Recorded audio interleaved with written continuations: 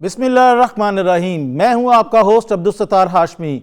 तो मैं आज आपको इस प्रोग्राम में कोई कहानी सुनाने की बजाय कल के मेगा मैच के बारे में एक तज्ज़ियाती रिपोर्ट पेश करूंगा और उसमें ये बताऊंगा कि किस टीम के जीतने के ज़्यादा इम्कानात हैं।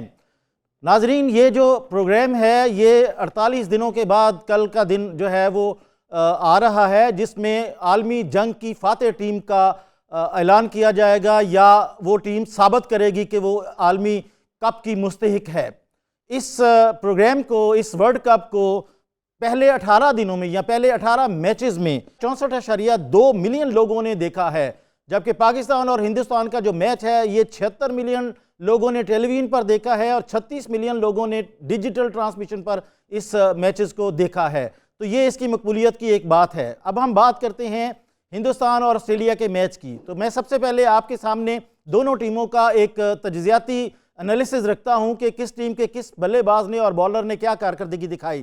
तो इस शीट के मुताबिक जो आपको स्क्रीन पर नजर आ रही है उसके मुताबिक आप ये देखें कि रोहित शर्मा जो है वो हिंदुस्तान के कप्तान हैं। उन्होंने 550 रन बनाए हैं पूरे मैचेस में।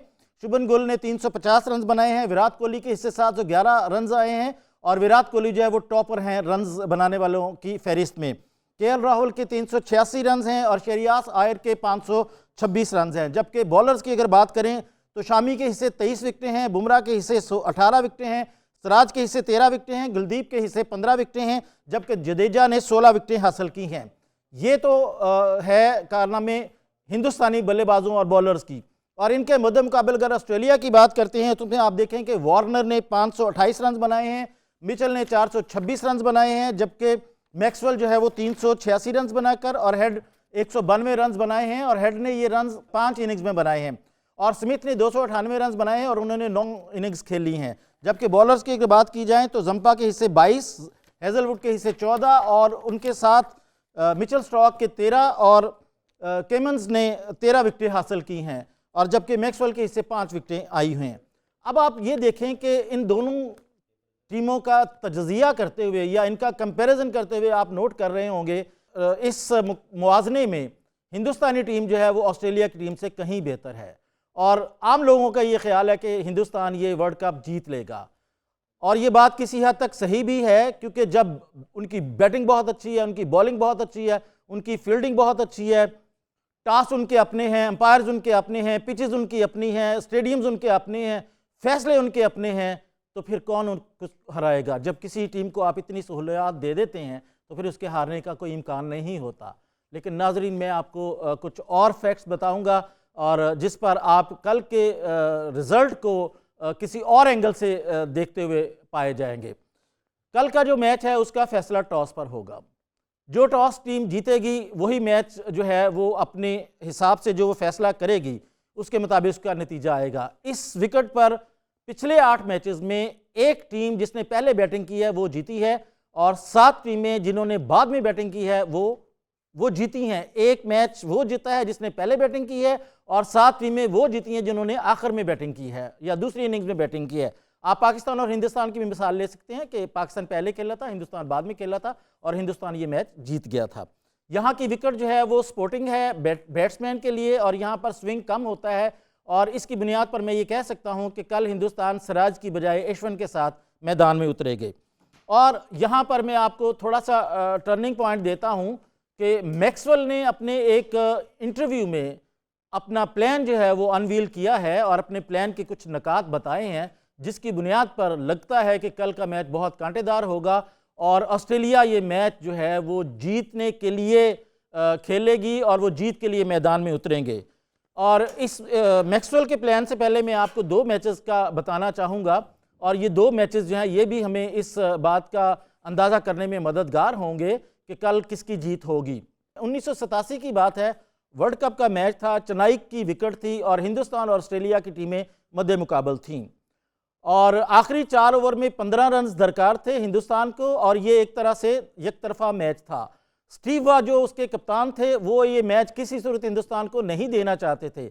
यही वजह है कि उन्होंने अपनी कामयाब हिकमत अमली से इस मैच को आखिरी ओवर तक ले गए और आखिरी ओवर में 8 रन दरकार थे और उनकी 1 विकेट पड़ी हुई थी। तो इस मैच में आप ये देखें कि आखिरी ओवर में स्टीव वॉ ने पहले मनोज भरपारकर को आउट किया और उसके बाद फिर महेंद्र सिंह को बोल्ड किया और यूं ये मैच 1 रन से जीत लिया।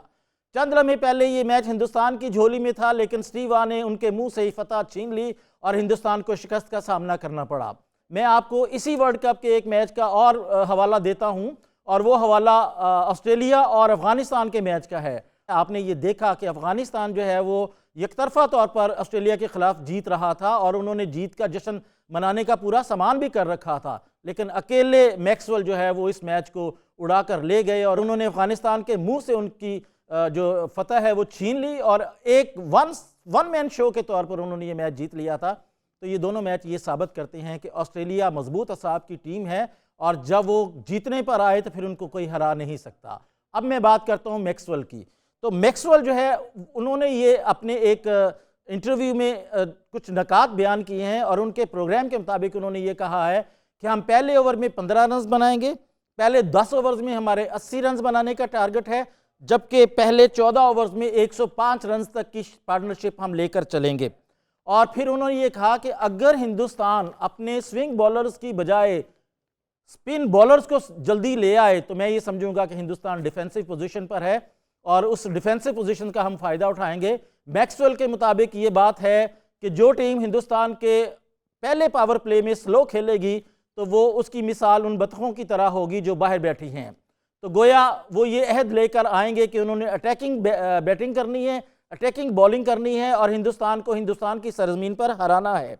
और इसकी मिसाल भी मौजूद है। आप हेड की मिसाल ले लें कि हेड ने न्यूजीलैंड के खिलाफ 109 गेंदों पर 67 रन बनाए थे और पहले 10 ओवर्स में उनके 118 रन थे, कोई आउट नहीं था। और इसी तरह जनूबी अफ्रीका के खिलाफ पहले 6 ओवर्स में उनके 60 रन थे और उनका कोई आउट नहीं था। और ये प्लान वो अगर लेकर इस मैदान पर उतरते हैं तो हिंदुस्तान को किसी हद तक मुश्किल का सामना करना पड़ सकता है। अब मैं आपको बताता हूँ एक और बात जो ऑस्ट्रेलिया के बॉलर्स और ऑस्ट्रेलिया की मैनेजमेंट ने तय की है। उनका ये ख्याल है कि रोहित शर्मा को लेफ्ट हैंडेड पेसर के ज़रिए दाम में लाया जा सकता है और वो इब्तदाई 3 या 4 ओवर्स में जो है वो पकड़े जा सकते हैं। दूसरा उनका ये ख्याल है कि जिमन गिल को बैकफुट पर धकेल दिया जाए तो वो विकेट दे सकते हैं। तीसरा उनका ये ख्याल है कि विराट कोहली को मैच की इनिंग्स के इब्तदाई हिस्से में ही पकड़ा जा सकता है। अगर उन्हें बाहर से गेंद रखकर अंदर की जाए और वो थोड़ा सा बैकफुट पर जाने पे मजबूर हो जाएं तो उनकी विकेट उड़ाई जा सकती है। और इसके लिए उन्होंने हेजलवुड का जो है वो नाम लिया है कि वो इस किरदार को निभाएंगे। जबकि शहरियाज के साथ उनका ये ख्याल है कि शहरियाज ने चूँकि शॉर्ट पिच गेंदों का खासा प्रैक्टिस भी की है, लेकिन यहाँ वो तेज़ स्पीड के साथ उसको शॉर्ट पिच पर ही आउट करने की कोशिश करेंगे। तो मेरे ख्याल में ये जो प्लान उन्होंने आपके सामने रखा है वो इस पर अमल भी करेंगे और इसको लेकर चलेंगे भी। और अगर ये प्लान कामयाब हो जाता है तो कल हिंदुस्तान जो है वो अपनी ही सरजमीन पर गिर सकता है और ऑस्ट्रेलिया जो है वो 6ठी दफ़ा ये आलमी कप उठाकर अपने मुल्क जा सकता है और हिंदुस्तान की 3री दफ़ा ये कप उठाने की हसरत दिल में ही रह जाएगी। और ये है वो खुलासा जो मैंने आपके सामने रखा है। अब आप अपने तौर पर मुझसे इस प्रोग्राम के ज़रिए सवाल कर सकते हैं, एनालिसिस कर सकते हैं, बात कर सकते हैं, कमेंट्स दे सकते हैं। और बाकी हार जीत जो है ये तो कल के दिन का फैसला होगा कि कौन जीतता है कौन हारता है, लेकिन जो अटैकिंग स्टाइल के साथ आएगा जीत उसी की होगी। बहुत शुक्रिया आपका।